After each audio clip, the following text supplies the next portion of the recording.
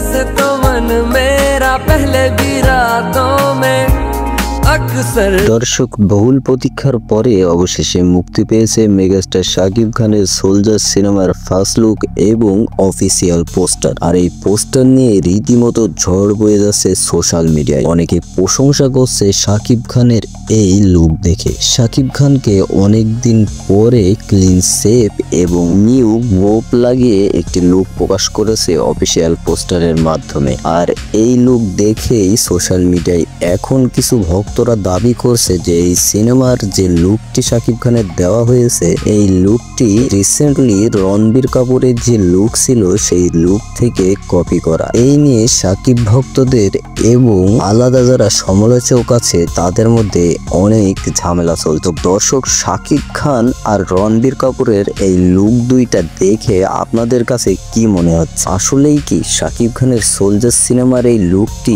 রণবীর কাপুরের থেকে কপি করা হয়েছে?